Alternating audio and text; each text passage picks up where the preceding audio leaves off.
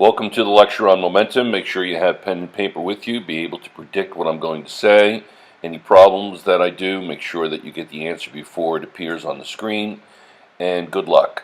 The momentum before firing is 0. After firing, the net momentum is still 0 because the momentum of the cannon is equal and opposite to the momentum of the cannonball. So any momentum that the cannonball has came from the cannon, so they're all equal. The initial momentum equals the final momentum, so they're equal. Why are they equal? Well, because the cannon has a large mass and a small velocity after firing, and the cannonball has a small mass and a large velocity after firing. You can see the original position of the cannon and then the original position of the cannonball, and then you can see what happened to the cannon and the cannonball afterwards. There's the new position of the cannon. It went back just a little bit, and then the new position of the cannonball. But first, the smoke is small, so it could go far and fast, etc., but it's interfered with air friction, air resistance. And there's the new position of the cannonball. So what you can say is the momentum equals mass times velocity. That's rho, a Greek letter, equals mv. The impulse equals force times time, or impulse is I equals ft. Now, any change in momentum is going to be equal to the impulse. Remember, a change in momentum will equal the impulse. That's going to be very, very important as we continue.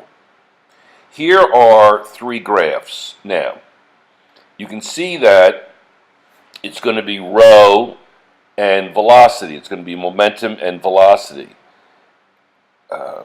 Momentum equals mass times velocity, as you can see in the white. Okay, the mass is kept constant in each of the 3 graphs. So on the red graph, the mass is 1.5, 3, and 6, etc.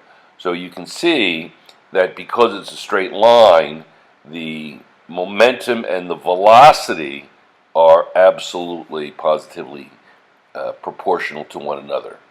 So study that graph and understand that if you kept mass constant, then the momentum and the velocity would be proportional to one another. Now, on the next set of slides, I have the equation rho equals mass times velocity. Now, the first set is mass times velocity, and the mass and the velocity are changing. As the mass goes down, the velocity is going up. So mass and velocity are indirectly proportional. So here, the first one, the momentum is constant at 50. Here, the momentum is constant at 100. And you can still see how the mass is decreasing and the velocity is increasing. And you can see that all the way from a mass of 100 to a mass of 5. And then the velocity goes from 1 to 20. So you can see quite dramatically that the relationship between mass and velocity is indirect.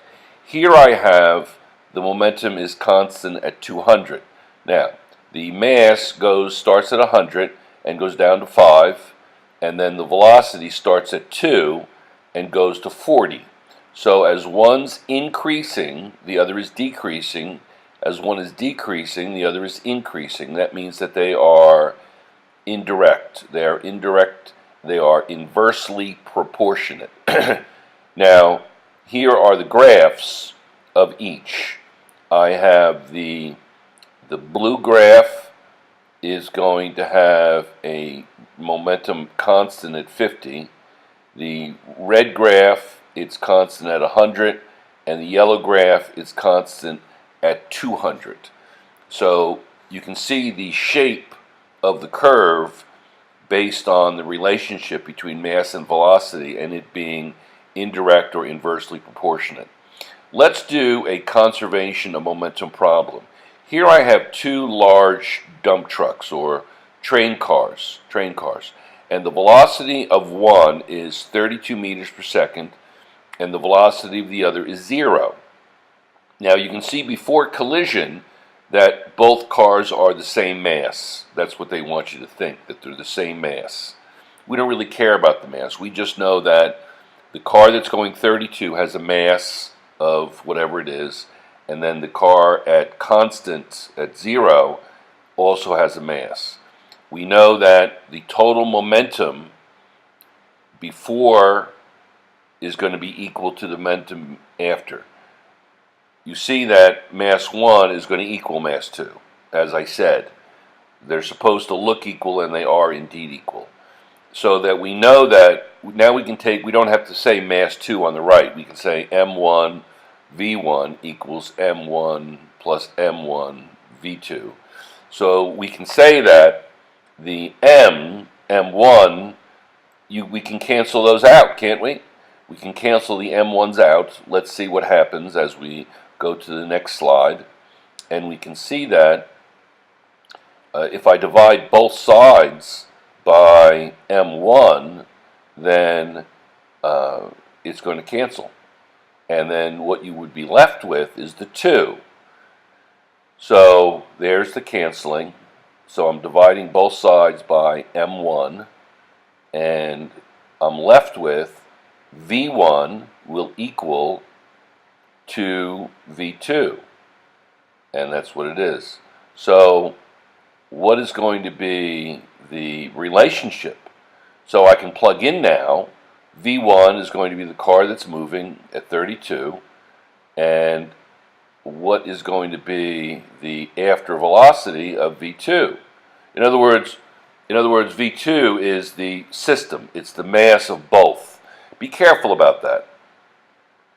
M1 and M2, they're systems. So now they're connected, and we know that that's going to be 16. Here's another problem, which is very similar to the problems that we did in Newton's laws.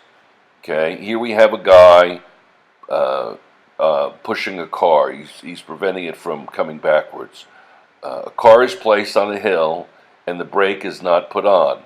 The car then rolls down the hill for 20 seconds. Super bold man, or me, must stop the car. It takes him 0.01 seconds to stop the car. How much force did he exert? Now we're getting into impulse. mv equals ft. So let's take it as very slowly, and we're going to calculate everything we need to find the answer to the problem. Now, it's rolling down. It has a certain velocity. It has a certain mass, etc. So let's start by calculating the FW, the FN, the FP, and see where this takes us. Okay? So anytime you see a problem like this, just think of Newton's second law and F equals ma to start you off. Okay? So what we have to do is, don't even think much about it right now, but just start calculating FP, FN, FW, etc. We see that the coefficient of friction is 0.1, so we're going to come up with a friction value. So you want to come up with a net force where the car is moving down the ramp. Let's see what it is. Let's take a break. You'll never know I was gone. Here we have the weight. It's 1,000 kilograms times 10 equals 10,000 newtons. I'll be right back. Before I continue, I want to review what it is we're actually doing. What we have to do is, given the acceleration, etc., I want to find the acceleration, obviously. And what I want to find is, I want to find how fast it's going after the given amount of time, how fast the car is going. So that's a velocity. I'll know the mass so I can know the change in momentum. When the car was at the top of the hill, it was stopped, and then it came down the hill. So the final minus the initial momentum will be the change in momentum. Now I can set that equal to the impulse, and that's what we're actually doing. So we have to find the velocity. So here is Fw, Fn, and Fp. And what we're going to do is, I think we're going to find Ff. There we are, there's Ff. So we can determine the net force. That's the next thing we have to do, is to develop the net force. So there's the car, we're being very dramatic. There's what we have so far, Fw, Fp, etc., Fn, and then Ff. And there's the net force. It's going to be 6428 minus 766, and you're going to get 5662 as the force. So we know that the acceleration equals the net force over the mass, and the acceleration is going to be 5.7 seconds times 20 seconds, and you get 114 meters per second. It's going pretty fast. 114 meters per second is no joke. So you have 114 meters per second. So right now we're at where we want to be. Now that we've done that problem before. That's the Newton's laws problem. So now we're going to take that information and translate it into Chapter 8 on momentum. We know that the initial momentum equals the final momentum. MVI equals MVF. If I subtracted them, if they're equal, let's say 3 equals 3, and I would subtract 3 from both sides, it would be 3 minus 3 equals 0. So if they're equal, the change would be 0. And there you have, it's always, when you have a change in science, it's 99 times out of 100 going to be final minus initial. So there's the final momentum, that product, which is 114,000 kilogram meters per second, minus 0, because that was the initial momentum. So the change in momentum is positive, and it's 114,000. There's the data table with everything in it. Now we're starting to kind of cook here. We're actually going to do a lab like this very soon. So now, we remember I said the change in momentum will equal the impulse, and the impulse is F delta t, or just Ft. So now the force that I'm looking for is going to be equal to the quotient of the change in momentum divided by the time, and that's going to be 11,400,000 newtons. That's quite a bit. So 11,400,000 newtons. I weigh 1,000 newtons. So 1,000 newtons, that's going to be amazing. So here is the problem, and it's 11,400,000 newtons to stop the car. So that's the answer to that part of the problem. Okay, now, here we have a car before and after. We have a large mass, a small mass, and a large volume, and it's going to hit the hay. What will increase the time it takes for the momentum to be used up? What will increase the time? So this is what an old car used to be like. You can see no padding, no padded dashboard, everything metal. Seatbelts were optional. Now here's another car, and you can see right in the steering wheel, middle of the steering wheel by the H there, that there's an airbag. Again, here's an old car, and it's amazing, really. When I went on a trip in 1964, we had to get we went up to about a 3-hour drive north of where I lived, and we had to get seatbelts installed in our 1960 Chevy. It had no seatbelts at all. So we'll talk again as to how these devices help with to prevent injuries.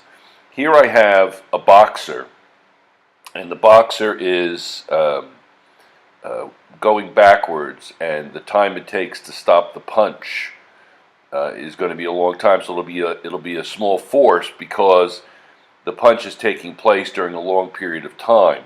he's putting his head backwards, so it increases the time.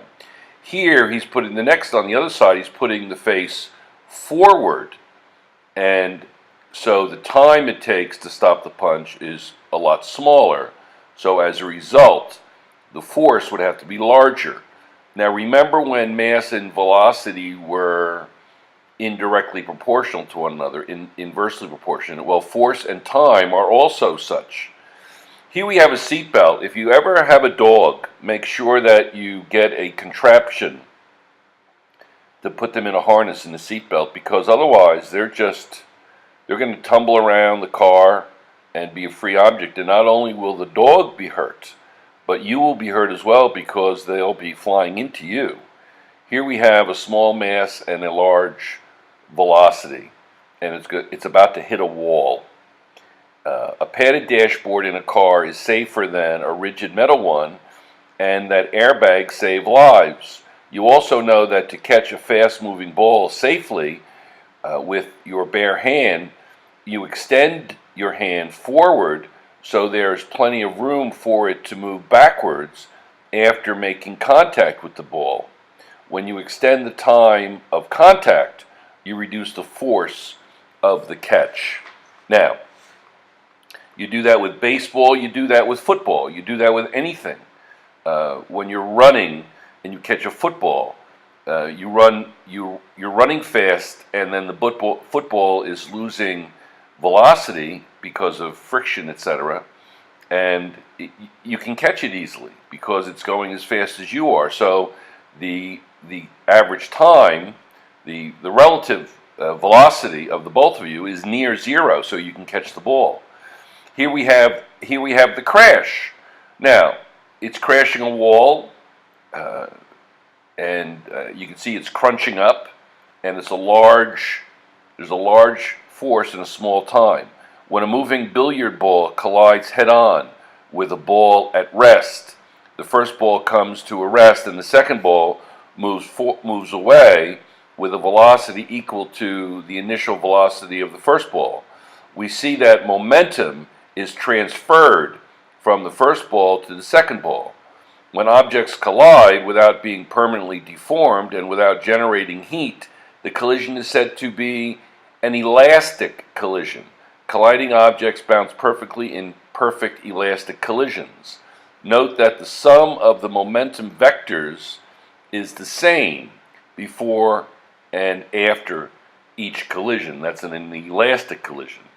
An inelastic collision would be the train car coupling that we saw. That's going to be an inelastic collision. An elastic collision if I bounced the ball from a certain height and it went back to that height. Here we have some examples. A, moving ball strikes a ball at rest. Two moving balls collide head-on, etc. So those are going to be elastic collisions. Let's review that again. I had to change the time on this. And see, two balls moving in the same direction collide. So these are examples of elastic collisions. Let's review them again. The first one is a moving ball strikes a ball at rest, and then one stops and one goes forward. Two balls collide head-on that are both moving, and they go in opposite directions. And then two balls collide, and the one speeds up and the other slows down. But the sum of all the examples are all the same. In an elastic collision, a collision in which the colliding objects become distorted and generate heat during the collision is an inelastic collision. Momentum conservation holds true even in inelastic collisions. Whenever colliding objects become tangled or coupled together, a totally inelastic collision occurs. The freight train cars in the next slide provide an example. Suppose the freight cars are of equal mass and that one car moves at 4 meters per second toward the other car that is at rest. Let's see what happens. All right, here I have two railway cars. One's going 4 meters per second and the other is at 0. Now, they both have the same mass. and they couple, so you're doubling the mass. You're doubling the mass, and you're halving the velocity. Why? Because mass and velocity are inversely proportionate. As one goes up, the other goes down. As one goes down, the other goes up. And in this case, velocity is halved. So here I have the net momentum before, and I have the net momentum after. So it's going to be m times 4, whatever the mass is, plus m times 0, that'll be 0, will equal 2m in the velocity after. Since twice as much mass is moving after the collision, the velocity, v after, must be 1/2 of 4 meters per second.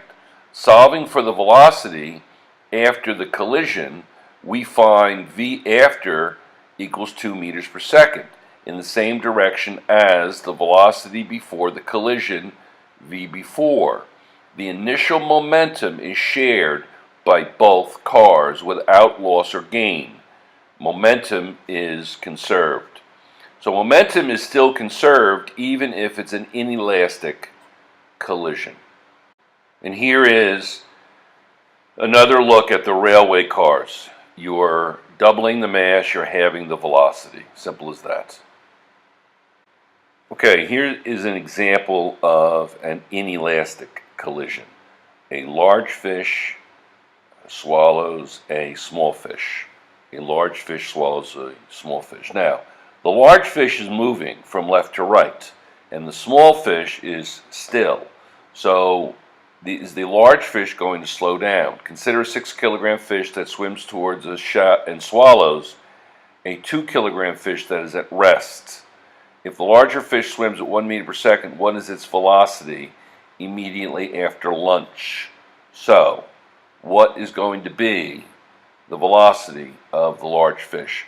Well, you have the initial momentum equals the after momentum.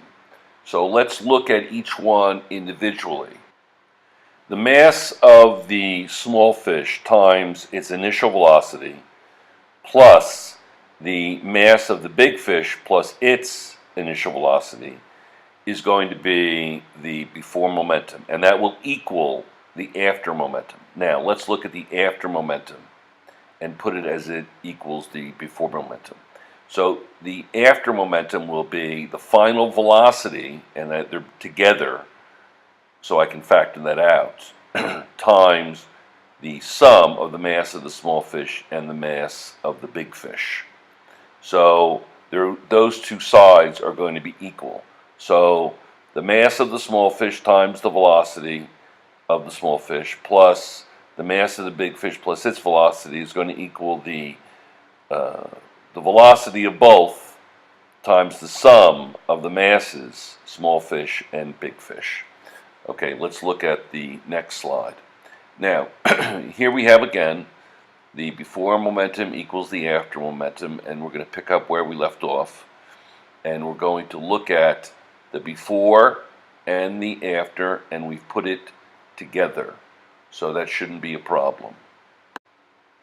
Okay, so the before momentum is going to be 2 kilograms times 0 velocity, that's the small fish, and then it'll be plus the 6 kilograms times the 1 meter per second is going to be the big fish, and that will equal the after momentum, and the before momentum will be equal to the velocity of both times the sum of both. So what we're looking for is we have everything, but what we're going to solve for is the final velocity of both. So remember, and it's inelastic, but momentum is still conserved. So we have together 2 plus 6 equals VF quantity 8. So now we're going to be able to solve for VF. And we're taking this very slowly, and that's okay. We'll go to another slide and put things back the way it was. And that's the equation carried over. Again, it's going to be 2 plus 6 equals VF times 8. The math here is not hard. It's very simple. And then we have, again, 0 plus 6 equals VF times 8. We'll wait for the next slide. Make sure, try to solve for VF before I do. That's the whole idea of putting this on tape and allowing you to tape, quote unquote, put it into electrons, and for you to view it on YouTube. Okay, here we have 6 grams equals VF, 8 grams solve for VF. VF equals 6 over 8, or 3/4. I guess we're gonna say 3/4. VF equals 3/4, and then we can say VF equals 0.75 meters per second, and that would be the final answer. So I'll wait for that to play out, and then we'll look at the next thing we're going to do. There you have the 0.75 meters per second. So it's going to slow down by a quarter, and you can see that slowing down by a quarter, well, it went from 6 to 8. So if it's slowing down by a quarter, that's okay, because it gained mass by a quarter. It went from 6 to 8, which is increasing it a quarter. Now we have another problem which is very, very, very similar, but I want to put both in motion, and then we will see what we can see relative to the equations. Suppose the small fish is not at rest, but is swimming towards the large fish at 2 meters per second. What is the velocity of the larger fish immediately after lunch? This is an example of an inelastic collision.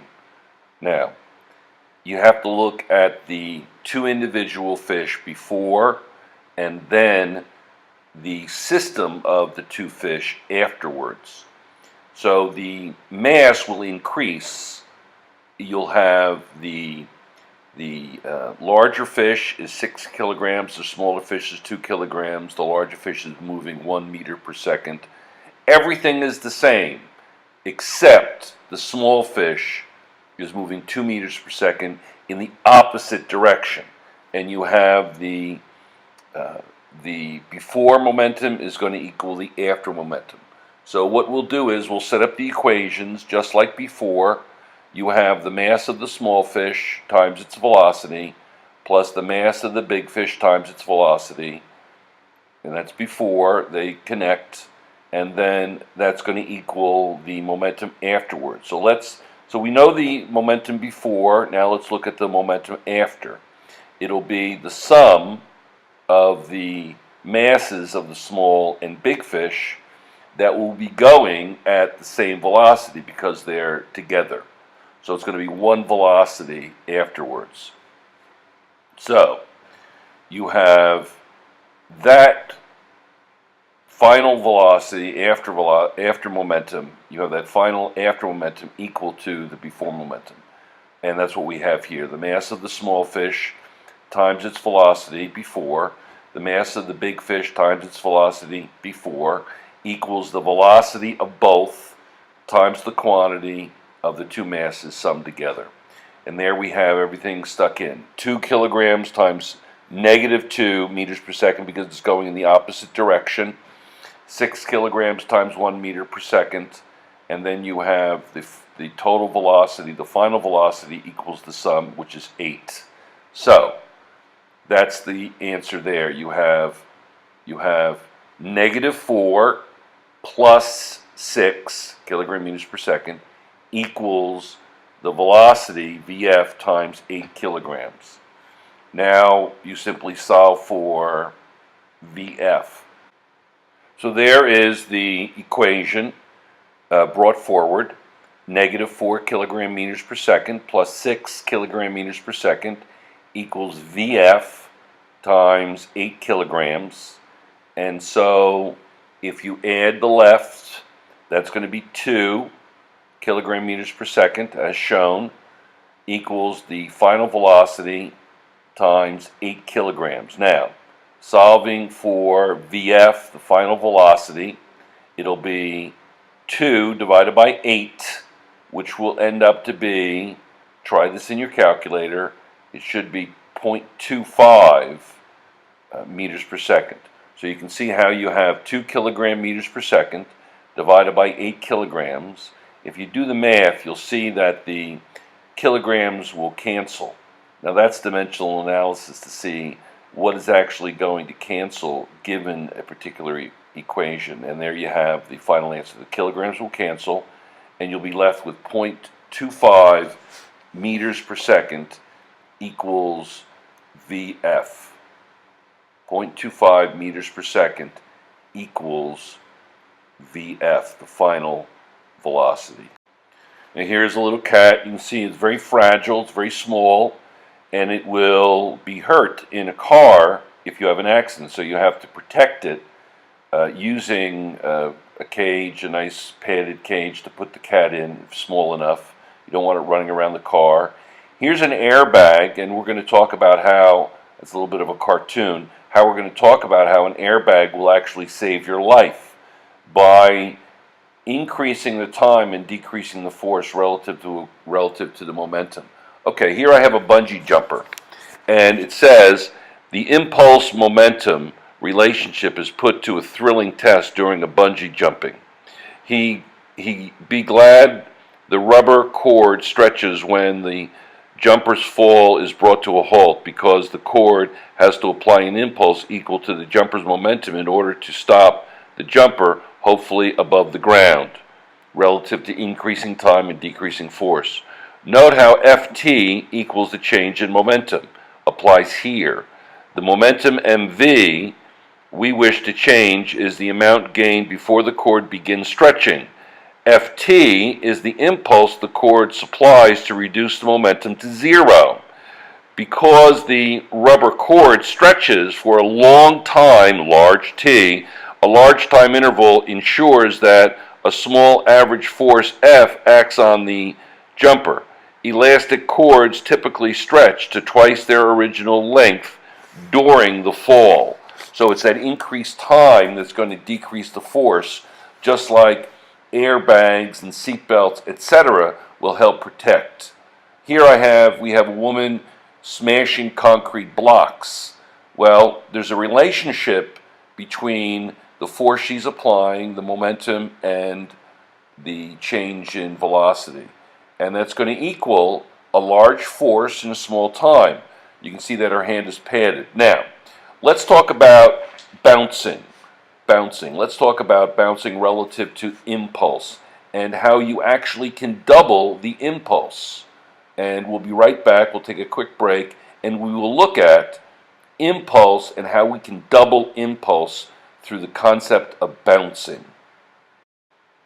The fact that impulses are greater when bouncing takes place was used with great success during the California gold rush. The water wheels used in gold mining operations were not very effective. A man named Lester A. Pelton saw that the problem had to do with the flat paddles on the water wheel. So he came up with a great idea, and it has to do with bouncing. You're literally doubling the impulse because of the bouncing.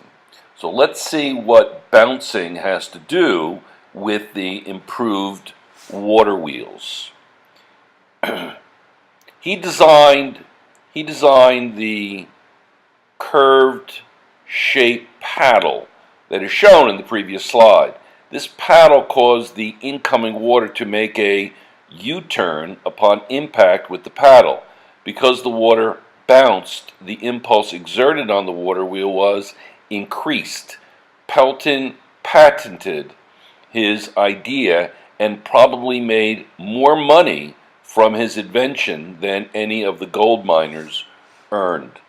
Now let's see how precisely this bouncing works by looking at some of the mathematics behind momentum, impulse. Remember, the change in momentum, the water before it hits and then after it hits, is going to be equal to the impulse. The change in momentum equals the impulse, which is force times time. So here we have the change in impulse equals delta I which is the final minus initial. Now remember, the water afterwards is going in the opposite direction.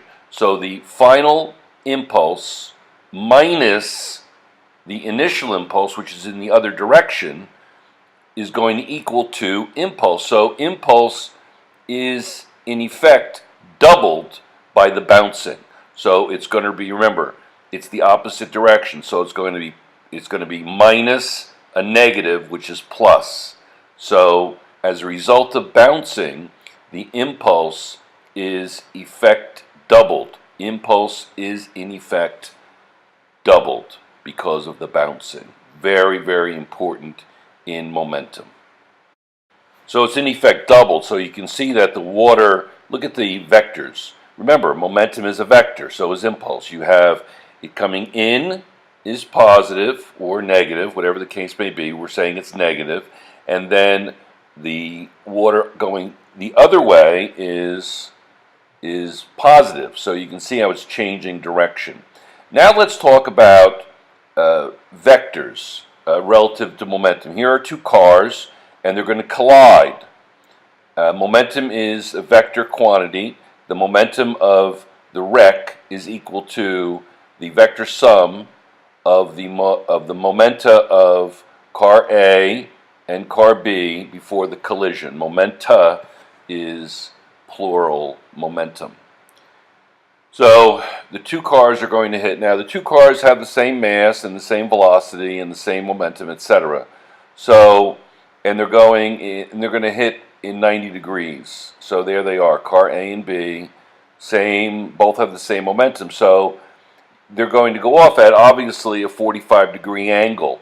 A 45-degree angle would be where the legs are equal. Let's take the unit and say that the horizontal is 1 and the vertical is 1, so then the hypotenuse would be √2. That's really what they're saying here. So it says, notice that the momentum of car A is directed due east and that of car B is directed due north. If their momenta are equal in magnitude after colliding, their combined momentum will be in the northeast direction with a magnitude √2 times the momentum either vehicle had before the collision, just as the diagonal of the square is √2 times the length of the sides, and the angle is going to be 45 degrees. So you can see that with the two sides equal, although the upper doesn't seem to be equal, but they're going to go off at a 45-degree angle.